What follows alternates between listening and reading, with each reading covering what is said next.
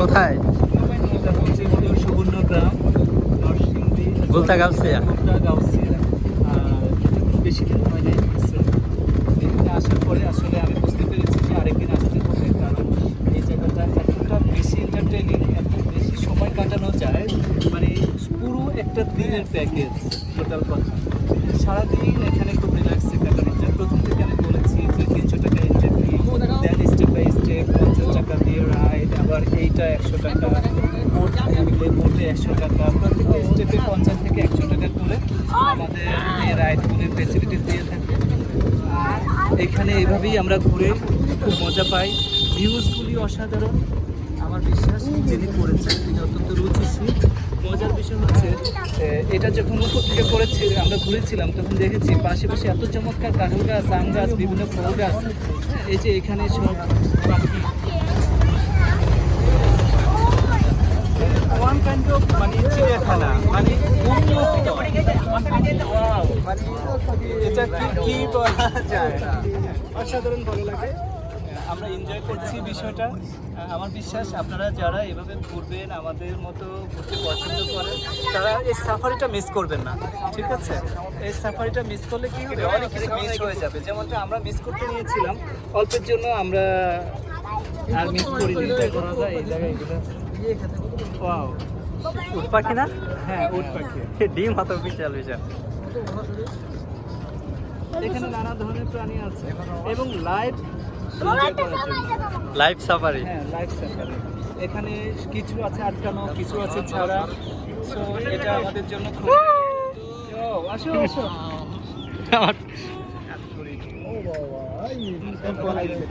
খাবার আছে, খাবার খাচ্ছে গাড়িগুলির। এই সাফারিটার একটা সুন্দর বিশেষত্ব হচ্ছে সাফারির পাশে খাবার রাখার ব্যবস্থা আছে।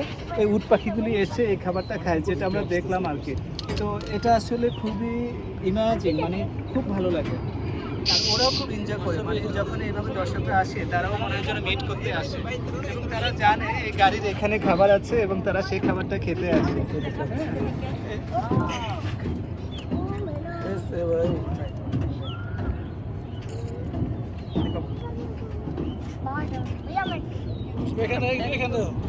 বাচ্চা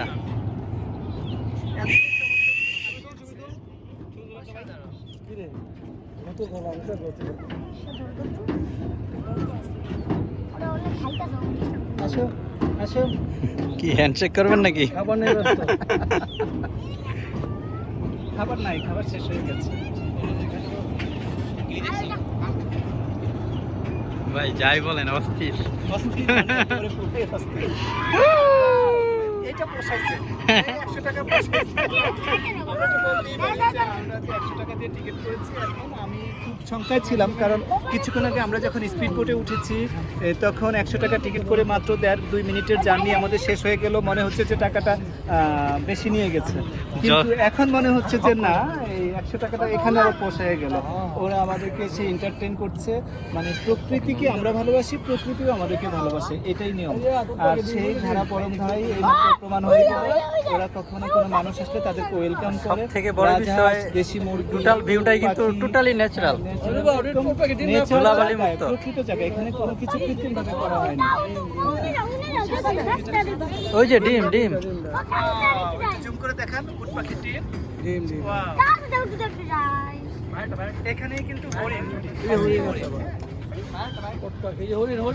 হরিণগুলিকে উন্মুক্ত ছেড়ে দেওয়া হয় নাই, কারণ তারা বেশি দৌড়ায়, জানেন এবং আমরাও জানি।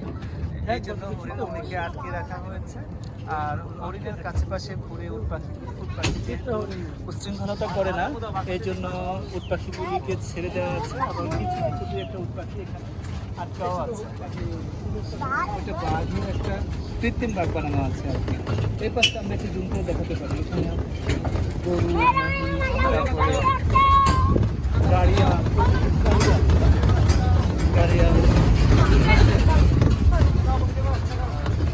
ওদিক দিয়ে ঘুরে যাওয়ার কথা, এদিক দিয়ে ঘুরে তার তাড়াতাড়ি রাইড শেষ করতেছি। ওদিকে কটেজ আছে। এখানে কটেজ আছে, রেসিডেন্সিয়াল এরিয়া অসাধারণ, এবং আমরা মাত্র 5,000 টাকা দিলে কিন্তু এসব কটেজে আপনি স্টে করতে পারবেন। থাকার মতন অসাধারণ ভিউ পাবেন, এনভায়রনমেন্ট পাবেন, ভালো লাগবে, এবং ক্যান্টিন আছে এখানে, ফুল সার্ভিস, মানে অসাধারণ সার্ভিস দিবে।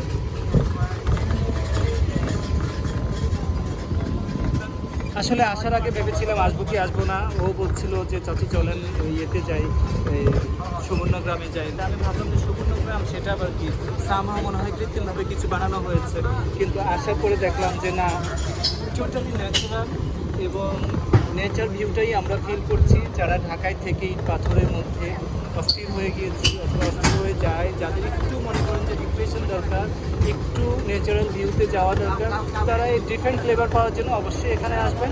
আমি তাদের হয়ে এটা প্রমোট করছি না অথবা তাদের হয়ে মার্কেটিং করছি না, আমার মাত্র পার্সোনাল ফিলিংসটা শেয়ার করছি, এবং আমার বিশ্বাস আমার শুধু একা ফিলিংস না, সবার একই রকমের ফিলিংস। আমরা যে গাড়িতে আছি সবাই একই রকমভাবে এনজয় করছে। কিছুক্ষণ আগে আমরা স্পিড বোটেও রাইড করেছিলাম, আর এখানে এটা সবচেয়ে সুন্দর লাগে নৌকা, স্টিমারের আদলে একটা ক্যান্টিন, এটা একটা ক্যান্টিন কিন্তু স্টিমারের আদলে।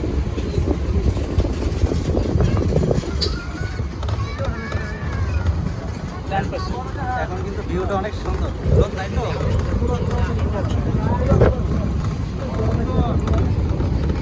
এই পাশে এগুলি ঘোড়া এবং গাধাও আছে কিছু, ওই পাশে গাড়িয়াল ছিল, গরু ছিল, মহিষ ছিল, উট পাখি ছিল, ইয়ে ছিল, এই হরিণ ছিল, আর এই পাশে হচ্ছে কিছু ঘোড়া এবং গাধা আর কিছু দেশি গরু। ওই দুই একটা মহিষ দেখা যাচ্ছে। একটা ছবি তুলতে পারো আপনাকে দেখাবো।